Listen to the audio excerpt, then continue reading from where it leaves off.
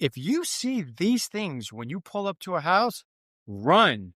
Don't just walk away. In today's video, I'm going to go into detail about the things that you need to know about when you're walking through a home.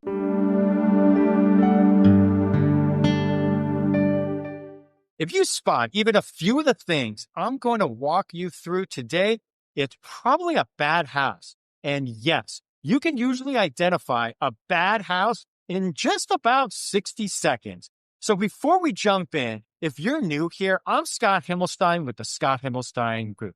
I'm your trusted Los Angeles real estate agent, and I've been selling real estate in the Los Angeles area for over 20 years, and I've earned over 250 five-star reviews online because I like to protect my clients and educate them, and that has always been my number one priority. I've toured thousands of homes across the San Fernando Valley and Los Angeles. And after doing this for more than 2 decades, you kind of start to learn what separates a great home from a money pit.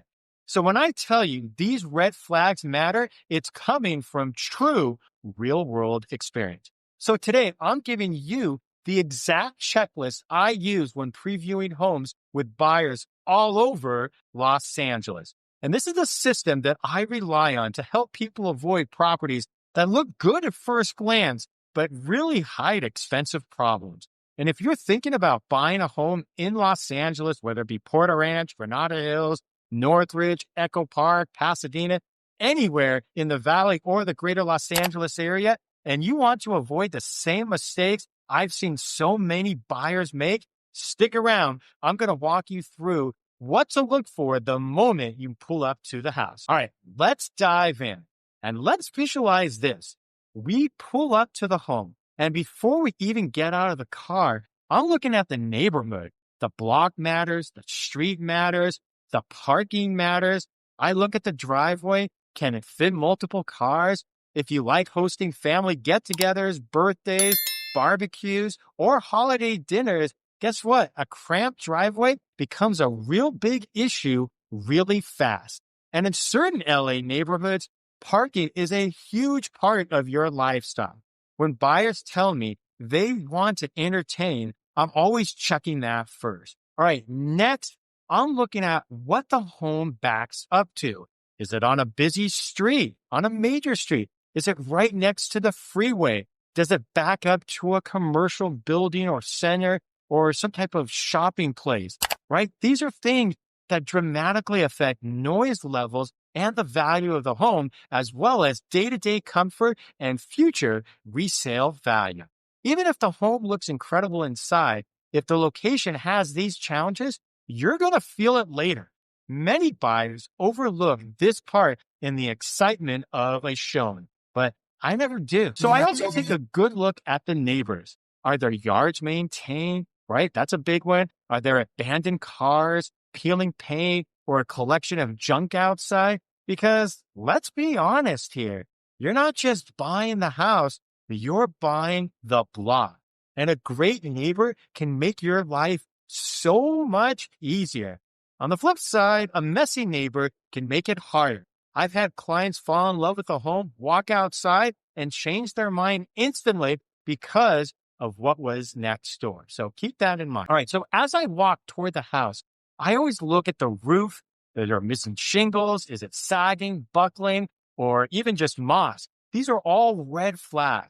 Roof work in LA is not cheap, and tree branches that rest on the roof can damage shingles or give animals easy access.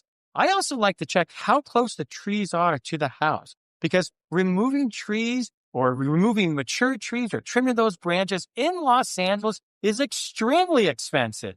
And if those trees are causing issues with the roof, well, that's something you need to know up front. All right, next, I'd like to walk the perimeter of the home and kind of look at the foundation from the outside. Now, I'm looking for cracks, step cracks, major horizontal cracks, or large vertical cracks.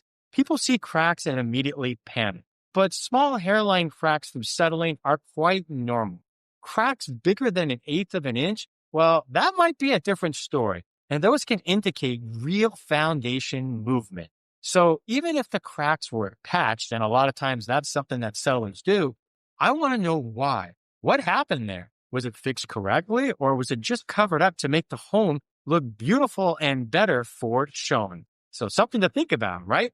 And if it recently rained, I'm watching for pooling water. Water that sits near the foundation is a clear sign of damage issues and drainage issues. So I've seen homes where the water pools in the same spot every time it rains, and the buyers have no idea that this will turn into a costly grading or drainage repair. Fixing drainage can be extremely expensive here in Los Angeles because of our terrain and an older neighborhood, right? Those type of layouts. So if the home has a pool, I like to kind of check the coping, the decking, the liner, and of course, the equipment.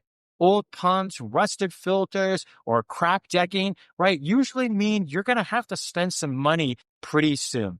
And pools are great, don't get me wrong. Like my kids love being in the pool that they have, but they come with responsibility. All right, so now we walk into the home itself. The very first thing I look at is the floor, right? Hardwood floorings with black stains, cupping, soft spots, or water damage, they're expensive to repair. And the tile floors with cracks everywhere are even more expensive to fix because removing tile is labor intensive. And sometimes you even have asbestos underneath the tile. And a lot of buyers don't even realize how costly that can be. I've walked into homes where every tile from the front door to the family room was cracked, and my clients had no idea how big of a project that was going to be. And once I look down, I look up. The ceilings and walls reveal more than people think. From water stains, fresh paint patches in random spots, or large cracks in the ceiling could all be signs of leaks or movement.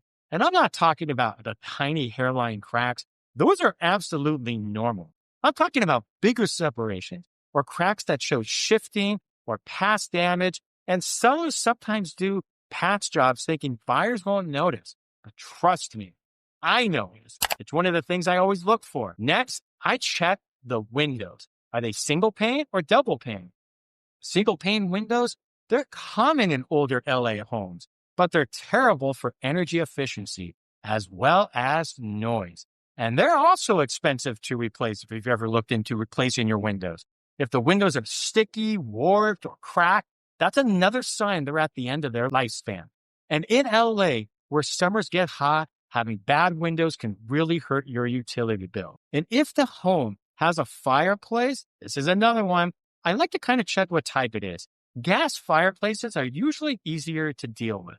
Wood-burning fireplaces that haven't been used in years often have a moisture in the chimney, which leads to liner damage for one.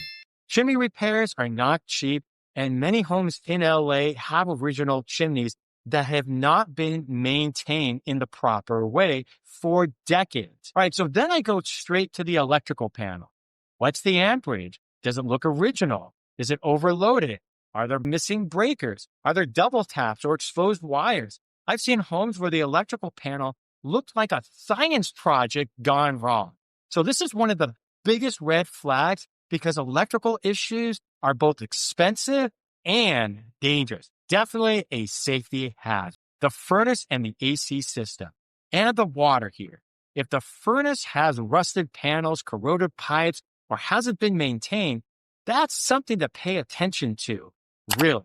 And water heaters last about 10 to 12 years. So if it's older, you're going to be the one replacing it. And for AC units, I look at the condenser outside. If it's rusted, dented, or looks weathered, it's a sign that the system might not last much longer. And with our hot summers here in Southern California, if you have a failing AC, well, that's not something you want to discover later. And that could easily cost you $15,000 to $25,000 at least. So as we walk through the home, I'm also evaluating the quality of any remodeling work. Do-it-yourself projects stick out immediately. Uneven tiles, sloppy grout, vanities not screwed in properly, loose toilets, mismatched materials, or cheap finishes tell me that the homeowner cut corners. And when someone cuts corners on cosmetic work, you better believe that they're cutting corners on plumbing, electrical, or structural things too. Always like to check under the sinks. And I'm looking for leaks, maybe mold, water stains, warped wood. And if the home has a basement, you do see them in certain pockets of LA from time to time. You want to check for moisture, Dehumidifiers running full time are usually a warning sign. Water lines on unfinished basement walls mean there's been some flooding at some point. And if we saw cracks outside, I'm checking the walls if this home has a basement for the corresponding cracks. Let's talk about seller disclosures because sellers are required to disclose major issues, but disclosures are not always complete. And some sellers just forget to disclose. Some sellers generally don't even know that there's certain issues with their home. And some sellers, well, let's just say they like to overlook things. So I always review the disclosures, right, if possible before a showing, if they're available, but I don't like to rely on them alone. The very starting point, not the whole story. And let me be crystal clear about this. Just because you walk through a home with this checklist, that does not mean you should ever waive a home inspection. Can I repeat that? Don't waive your home inspection. A walkthrough is not a professional inspection.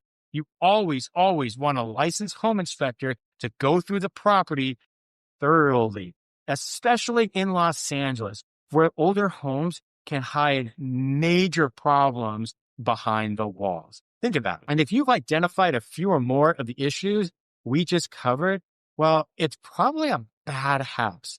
And to be honest, remember this. It isn't about finding a perfect home. No home is perfect.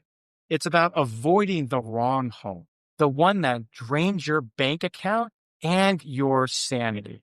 Now, I want to hear from you. Have you ever walked into a home and instantly saw something that, oh my God, made you walk right back out? Drop your story in the comments below. I love reading these for sure. And if you want more honest, no fluff information about buying or selling in Los Angeles, hey, make sure you hit that subscribe button, please.